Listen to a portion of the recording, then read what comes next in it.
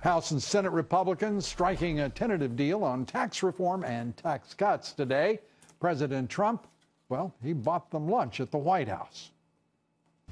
Our current tax code is burdensome, complex, and profoundly unfair.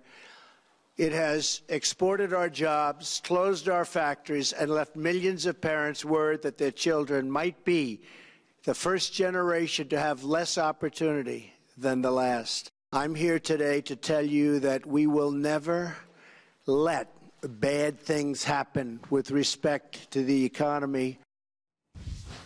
And my next guest at that luncheon meeting with the president and the tax conferees, we're joined by Republican Congresswoman Diane Black of Tennessee. She's chair of the House Budget Committee, a member of the powerful Ways and Means Committee.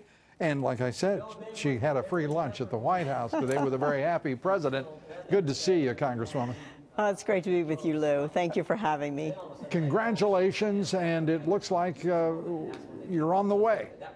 Well, we're on the way. I'm not sure that we need congratulations at this point. I think we're going to wait until we actually have a signed deal between the House and the Senate, but we are getting very close. And close enough that you're going to be able to get this signed by the president before Christmas.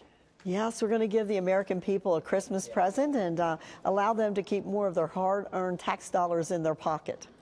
The 21% corporate rate, not quite what the president wanted, but in these things, what was his theme song? You don't always get what you want, you get what you need. It looks like that's going to be the result here. Well, we are still, I will say, we're still in the process of turning some dials, so I'm not going to say exactly whether it will be that or if it may be something else, because we still have a few little pieces that we need to do.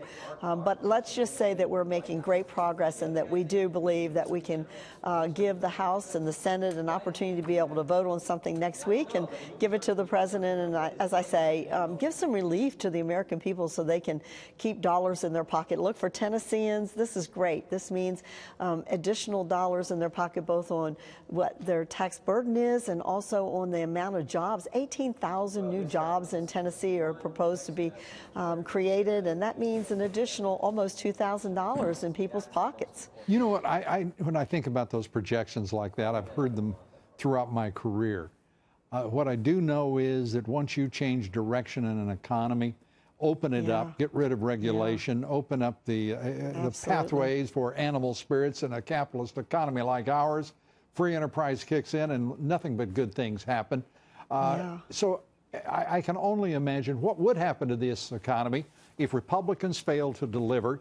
I don't think you, I don't think Mitch McConnell, I don't think Speaker Ryan want to even contemplate what that would do. No, so it seems to me like those choices are pretty simple for you all. Yeah, not at all, because we've been talking about this for the 7 years that I've been here. You know, Chairman Camp began this conversation, and when folks say, well, this is new and we haven't had full disclosure, well, look, we have working committees, and I chaired one of the working committees that we were able to get some legislation actually out of that. And so we've been talking about this for a long time. This is not anything new. It's just a matter of being the doing is what's new, though. This is the doing. Y'all have been talking for a long time. That's right. I'm so proud of the fact that we are at this point in time where we're actually going to show the American people we can get this done. Yeah, and I'm proud of the fact that this president was one talking about politicians in Washington who do all talking, and now he's showing them how to get things done. And I think it's a wonderful moment for all Americans. I also want to turn to what could be coming our way. Thank you very much to the Dems. And that is a government shutdown. Where do you stand, and are you confident that you can avoid it? Where do we stand? Well, right now we are going to be doing another continuing resolution, which we want to keep the government open until we can get the BCA cap taken care of. But look, it doesn't do American people any good to shut down the government. We really don't want to do that. I've been here when we did that previously. And look, we've got so many good things going on, Lou. We want to keep the government open. We want to work with the Democrats to make this happen. You know, just like you say, Congresswoman, I can't think of a good reason to shut it down. But I also can think of some Congress people who threaten to do so. Where is the Freedom Caucus? Where are the conservatives? And where is the leadership? And where are the Dems?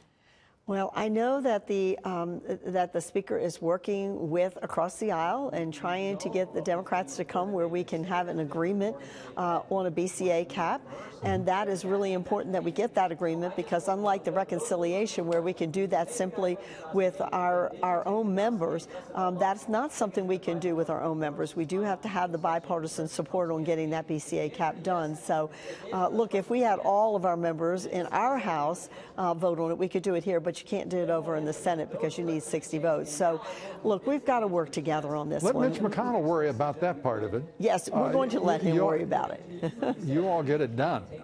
What do you think? What are the odds right now? I think the odds are looking better day by day, and there's a lot of conversation going on. And I will tell you, as a fiscal hawk, you know how I am, and I did this in my budget, where I just say you've got to watch those dollars. And even when we see the economy getting better, Lou, we have got to be careful that we don't spend more than what we bring in, and we start using some of those dollars to pay down our debt. When have you ever seen that not be the case? I mean, you had a Republican administration for 8 years. You watched the Obama years drive it crazy, oh my almost goodness. doubling it. Yeah. But you have to go back to the early Clinton years, the mid-Clinton years, to see a balanced budget. But Come on, Congresswoman, you don't want to slow this economy down. No, I don't want to slow this economy down. I want this economy to grow, and I want those dollars to come in, and then I want us to be responsible when the dollars come in. And with our budget, this is the first time in 20 years that we produced this conservative budget where we actually had some mandatory spending. Now, look, the Senate didn't take it, but this is changing the culture around here. There are a lot of people who are a lot more aware of what we need to do because of what we did on the budget, and I'm very proud of that.